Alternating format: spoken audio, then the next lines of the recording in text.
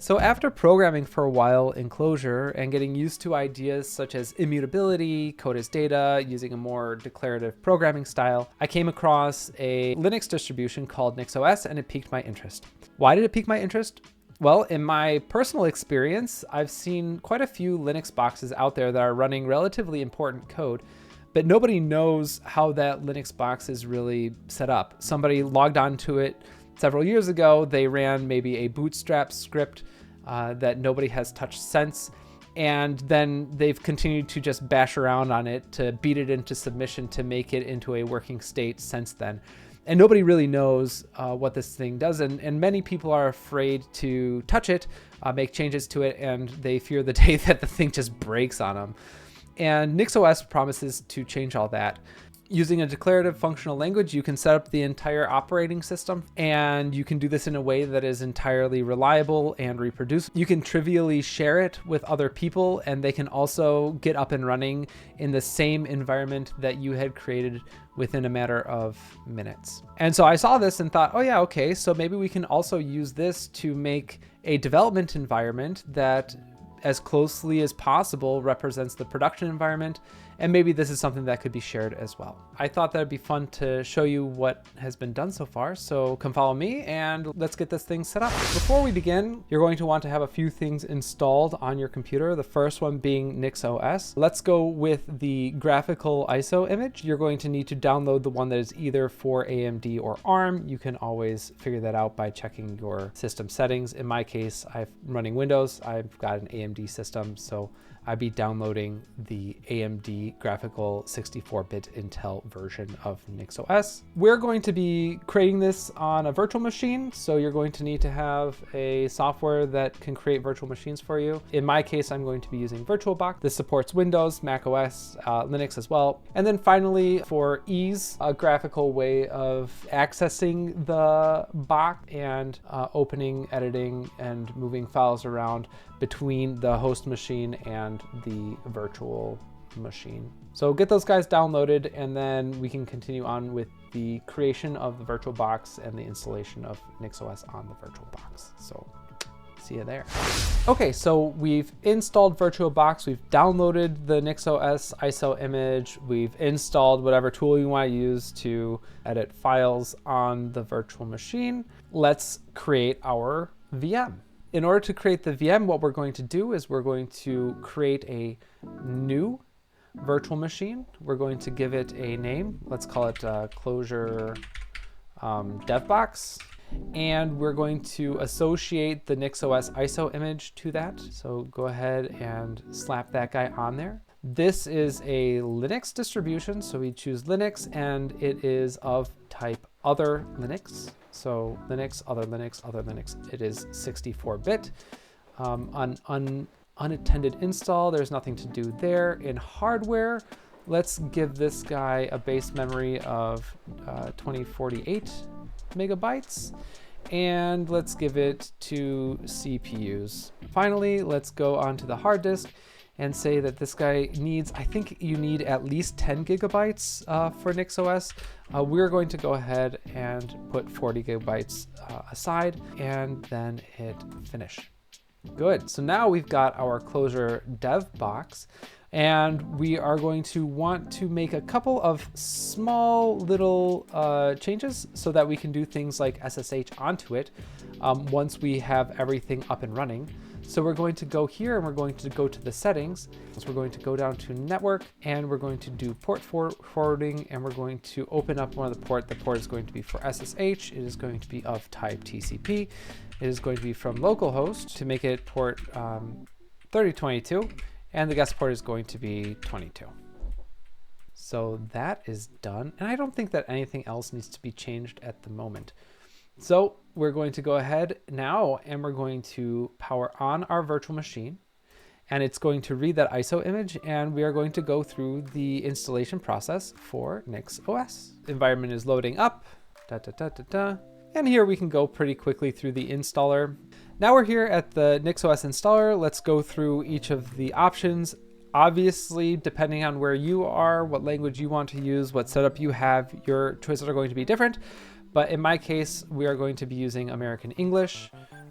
We are going to be in the Berlin time zone. The keyboard that we're going to be using is going to be German. The name, let's give ourselves the name of development box. So we're going to call it dbox. And we're going to give it a password. Good. We're going to make it the mate desktop. We're going to allow unfree software. We're going to erase the disk and set it to swap, no hibernate. And finally, we've got the summary. The summary looks good. We're going to click on install. It's going to start installing. It might get stuck at 46%. Don't worry. Once it's done, we'll meet back here and continue on. Awesome, so the installation is finally done. We can go ahead and do a restart. We have already installed it, so what we can go do is we can go to File, Close, and we will power off the machine. We need to remove the installer ISO image from the box that we have already installed NixOS on. So we go to the Closure Dev box, we go to Settings, we go down to our controller IDE, and we take this guy right here and we remove it. Say yes, we want to remove it, and then we say okay. And now we can start again, and we can log into our NixOS box. Boom, hit enter. All right, so here we are inside of our NixOS Linux virtual machine. Before we continue on, what we want to do is we want to be able to SSH into it, and we also want to be able to clone GitHub repositories. So in order to enable that, we're first going to have to update our Nix configuration. So we open up the terminal here, and we're going to go to the location where NixOS is, and that's in etc. So we can go to NixOS, and there's our configuration.nix. So we're going to sudo, I'm going to nano into it, and you can judge me later. And we're going to add the following. We're going to add services.opensh.enable. And we're going to set that equal to true. And the other thing that we're going to want to do is in the system packages, we're going to want to add git. Save that, close it out, and then we can rebuild and switch into our newly built NixOS system. So NixOS rebuild and then switch. Bonk. Now that the NixOS has been rebuilt and we switched into it, you can see that we have SSH. We also have Git. And what we're going to do now is we're going to see that we can SSH into our box. And to do that, we're going to be using WinSCP. So here, our hostname, that is going to be localhost. And as defined in the VM, we have set the SSH port number to 3022. On the box, our username is dbox, and that is my password. We are now SSH'd into our Closure dev box. You can see it's running. If we go to etc NixOS, you can see inside the configuration that indeed this is the file that we had just changed and rebuilt. Cool. As a next step, we're going to want to be able to communicate with GitHub. We're going to also do that via SSH. For this, we're going to, however, need an SSH key. So let's go ahead and generate one of those. So we'll do SSH key gen -TED, and then this is what's currently recommended, I suppose.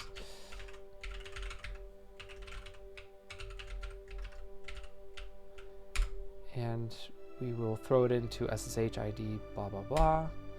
Awesome password, and we're good. If we go into here, we go into our home dbox and we refresh, you can see that the SSH directory now exists, and we have ourselves a public key. We're going to take that public key and we're going to add it to our GitHub.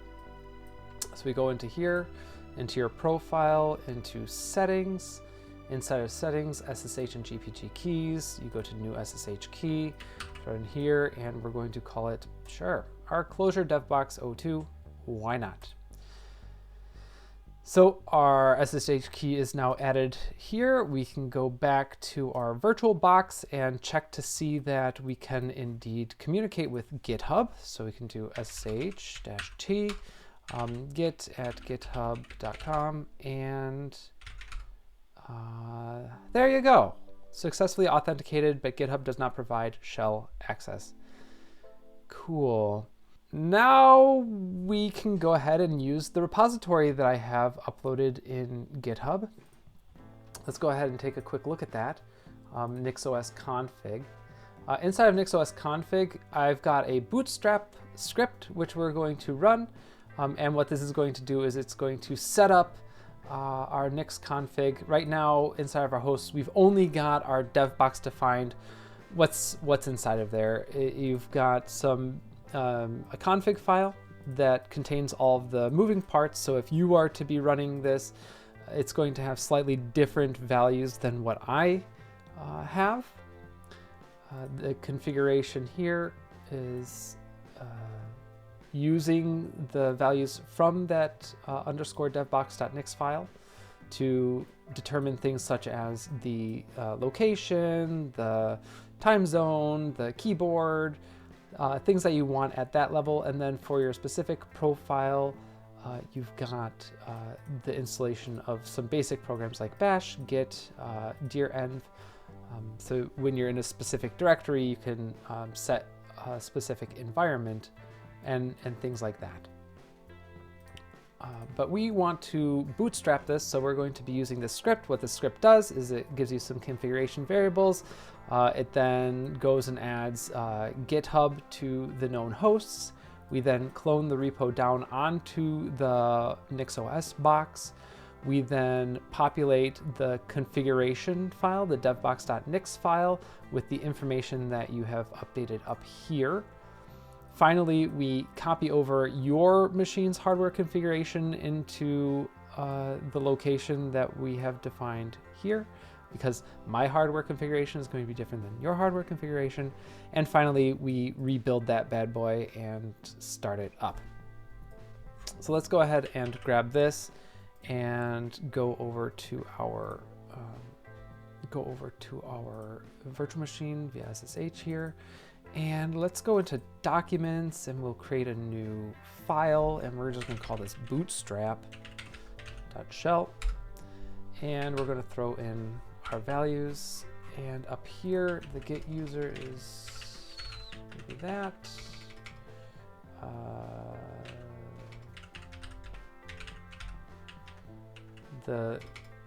For me, the layout is DE, and then here, DE, DE. And then that should do it for me. We go back into our box here, and we can go here, and there we are.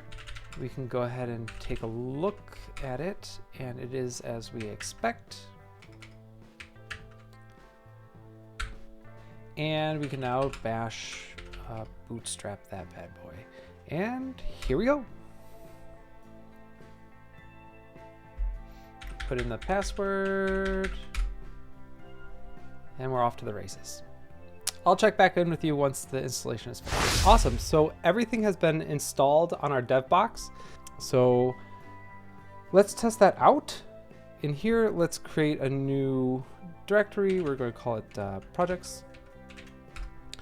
And inside of here, let's throw in just some example project here. It's called Hey. And here you can see that we are in this flake going to be using Clojure, Babashka, the Polylith tool, and I've thrown some other packages in there. They're not being used at the moment, but something that I'm just investigating. So that is in there. And we're using direnv to say that when we go into this directory, we want to be using the flake. Inside of VS Code, I'm going to be using VS Code, but hopefully you can do this also with Emacs or IntelliJ or whichever IDE that you prefer. In my case, I'm just using VS Code, and in order to make it work more seamlessly, the moment I SSH into it, the extensions which need to be installed on the virtual machine are going to be recommended. After a single install, everything should be running as though it is on my local machine. So my IDE, the experience of my IDE is going to look the same in my local machine as it does when I am doing development here inside of this virtual machine. Most of it is already going to be local because it is installed locally and running locally. We are SSHing into the VM, and it's only these extensions that need to be on the VM, which we are placing there. And then we've also got some of these settings, and the settings are just going to make sure that when the IDE is running, that it's looking the way that it does when. So everything is on there. What we're going to do now is we're going to open up VS Code, and from VS Code we are going to SSH into our VM. In order to do that, we are first going to open up the config file, and we have to have a new config. This is going to be called closure devbox, and the host name is 127.0.0.1, and we're using port 3022, and our user is dbox in this case. Good, I save that. You can see that the option to log in is here. We've already got Hey available. I guess that I had already practiced this once before. So let's go ahead and go in to our dev box here. We will continue, enter the password for our user on the VM. It is going to install the Visual Studio Code server on the virtual machine. Good, enter the password again. And there we go. Do you want to install the recommended extensions? In this case, I do. And we will start installing all of the recommended extensions. Great, so all of the extensions are now installed. You can see on the left that we've got some more notable ones, such as Calva and Yaw. And because we're using the flake and we are using direnv, and you do direnv allow, we should now activate the flake, which should make it so that all of the packages listed inside of the flake become available per default whenever you enter this directory. Everything has been installed. I should be inside of the Nix shell here. All of the packages should be available. If we do bb, you can see bb is there. If I get out of that, if we go and we try Polylith, you can see that Polylith is also there. And let's see if we can connect to the REPL. I've got a little script here that's going to allow me to start my nREPL server. So I do bb start nREPL. Entering start nREPL, it should run the command that is listed in bb.edn. My nREPL has been started. Now let's connect to that nREPL.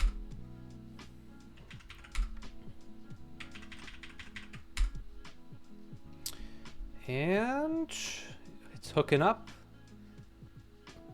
Big money. Let's do it. There you go. And then here you can see that our REPL is indeed running. We can go into the source code here as well. Let's throw this guy over here. And then if we evaluate inside the closure file, we can evaluate our forms here as well. Awesome. Well, that's that. It's an interesting beginning. Maybe you found this interesting. If you have any other ideas, suggestions of how I could make this better, more efficient, please leave a comment in the comment section below.